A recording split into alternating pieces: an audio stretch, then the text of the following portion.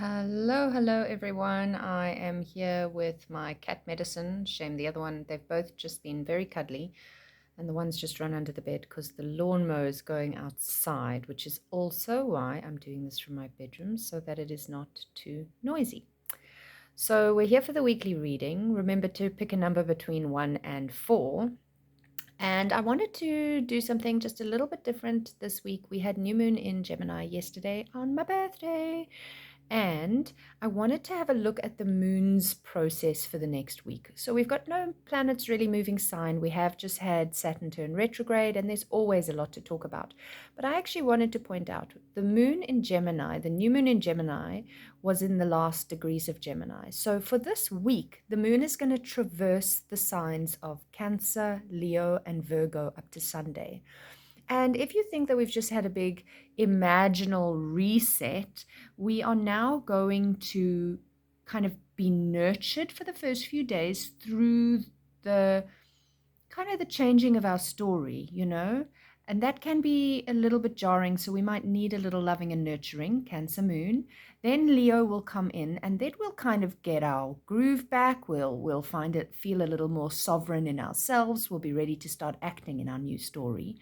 And then Virgo will come in and will become kind of like the editor or the film director, where we get a little bit more detail oriented and, okay, well, now I've got the broad strokes of the story, but how do I actually attend to the details of that in my own life?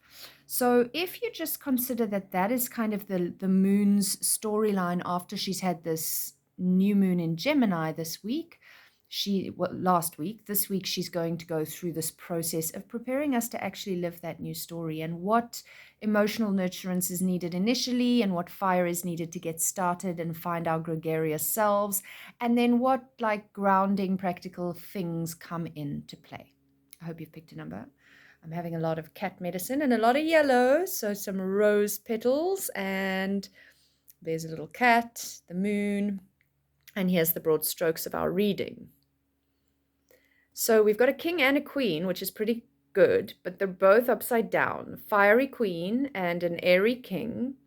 And fire and air are elements that enjoy each other. It's a real yin-yang kind of vibe in terms of balancing on the more yang side, which actually ties back into, gosh, I think it might have been last week's or the week before's reading where the yang energy felt like it needed extra. So it's yin-yang in that it is queen and king, and it's yang-yang in that it's more yang in that fire and air are both more yang elements. And remember, this isn't really about our gender.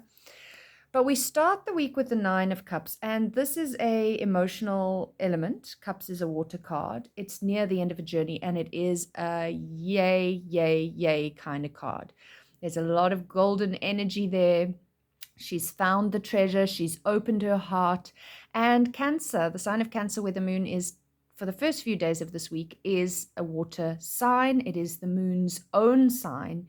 So it's like a real, and Leo is the sign of the heart where the moon will move into next. So this card is really bringing in both of those things very strongly. We may feel like we've just been disrupted in a pattern, in a story, because this Gemini new moon had a lot to do with restoring, right? So we might find that to restory, we kind of keep feeling the old story coming back, and it's easy when that overwhelms us to shut the heart down. And this is a card really saying, do not shut the heart down. Opening the heart up more is the answer, even if it feels like it's breaking open. I'm actually reading the most amazing book by Elizabeth Lesser called Broken Open at the moment. It's really profound for those who haven't read it. Okay, so Nine of Cups is saying you are there. You've got the treasure. You've just got to keep yourself open, and you've got to keep moving forward. In this, she's kind of underwater, and she's almost floating up to the light above. That darkness under the water, and that's the Cancerian energy under the water, under the sea. But then we float up towards the Leo, and you can even see the radiating golden light like the radiations of the mane of Leo. The Queen of Wands is a very Leo card. So if we stick with our kind of theme of going from Cancer to Leo to Virgo this week, we really do get the jump into the fiery element, because we have the Queen of Wands, who is very, very, it's the second last Wands card, fire. And the Ace of Wands, the very, very first Wands card. And so, and even though she's upside down, she's such a cheery queen. I love this queen. And funnily enough, I drew this for myself as a theme for my new personal new moon. So you see how she's got this little flame in her hand and she's looking at it and she's got this kind of eureka arm up in the air, like owning it. And she's got a cat. So another nod to cat medicine. My other one looks more like the one on the page, but as I say, he's run under the bed. She is really enthusiastic and ready and passionate and joyful and feisty and fiery. What's quite interesting is as she's upside down, she's actually pointing to this new beginning, which she wouldn't have been doing the right way up. The right way up, she would have been pointing back to this card, which we would also have liked. But I quite like that she's kind of saying, yes, you're a little turned around right now, so you might be a little unsure how to be your fullest Queen of Wands self. Remember, not about gender.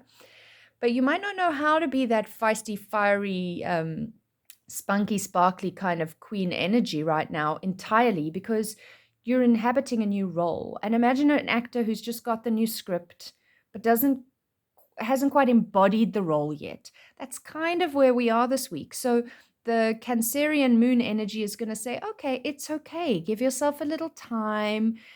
Eat something yummy. Sit with a warm mug of soup if you're in the middle of winter. Obviously, adjust that to your season. Just go through the script, feel into this new character. And this is also where we can start feeling the Virgo moon energy coming through. Start to feel the details of this new storyline. Because if you only just have the broad strokes of the thing, you can't fully embody and inhabit the role. So there, it's a new beginning with the Ace of Wands. And she's pointing at the Ace of Wands saying, just remember, a spark has just been ignited, and in her hand it's that one spark, and in the Ace of Wands there's that spark that's kind of inside of her head at this point, inside of her mind, her imaginal.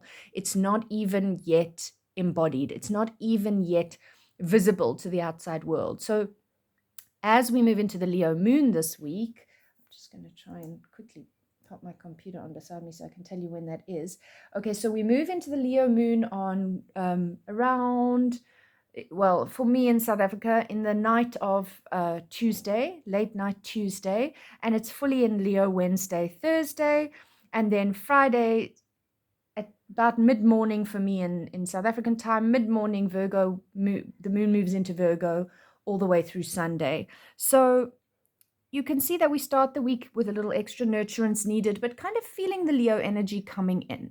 And then when we get to Tuesday, Wednesday, and we're fully starting, or Wednesday, Thursday, sorry, and we're fully starting to embody that Leo energy, the more that we start to stand up and own the role, the more we might begin to recognize that we need more details. Well, what hairstyle do I wear in this new role as I am now? What clothing? Do I have a whole outfit change? Or is it more subtle? Is it very overt? What do I need to understand and integrate and embody as I dream my way forward into my new story?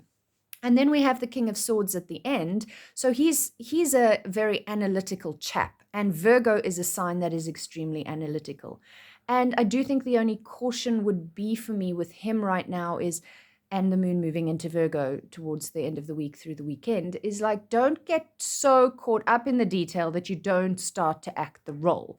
Leo, and as a Leo rising, I can speak from experience, we sometimes just jump in and get stuck into the role even before we know. And whilst we're in the role, we begin to get the details. Virgo can go too far the other way. If it's not perfect, if I don't have every detail attended to, if I can't cross all my T's and dot all my I's, and all of these things must be just right, otherwise I can't do it. And then sometimes you never get there because, of course, nothing is ever going to be all perfect and all right.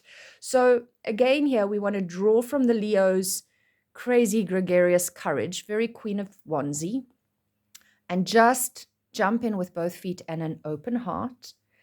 And yes, if you feel a little wobbly because you don't know all the details, start to build on the details. Start to recognize what you need to edit about who you were in your old story, in your old role, and who you are in your new one. What needs to be edited out? Virgo loves to edit. and what needs to be added in. What healthy habits, especially Virgo does love a healthy habit. What healthy habits can I add into my day-to-day routine as this new role that I am embodying? But don't get so caught up in it because the King of Swords is upside down that you don't do anything at all. Don't overanalyze. Don't get overly critical. Virgo can be super critical, and King of Swords can also be very critical and double-edged, like really cutting internally. And remember that we're still having this Ace of Wands energy. It's a new thing. It's a really new beginning. And that's when things are vulnerable. And if the critic gets too aggressive to the vulnerable new story and idea, it might never be birthed. It might never come to fruition. So, really managing your thoughts at the moment. If you find yourself being super judgy and critical with yourself, stop. Just stop. See it. Don't beat yourself up for it. Just see it and change the thought. We can only hold one thought in our head at a time. I know that might seem untrue because I think for most of us, our minds are racing 24/7 just about. But we can actually only hold one thought in our head at a time. We just have certain thoughts that go on a loop, on repeat, on repeat, on repeat, round and round like a steam chain. But if you catch yourself in the thoughts that you shouldn't be having, that are critical, that are judgy, and you don't want to have them, if you catch them, you can just place another thought into your head. So I love to have a default thought that I go to, because oftentimes when you're on that crazy train, you can't think what to think, and then you just start getting overwhelmed and discombobulated and you get stuck in the same loop. If you pre-decide on an affirmation or a new thought paradigm and you place it in as soon as you see the other one coming in. So a really good one that is just so simple is I am safe. If you catch yourself, I'm not good enough, I'm doing it wrong, I am safe. I am safe. I am safe.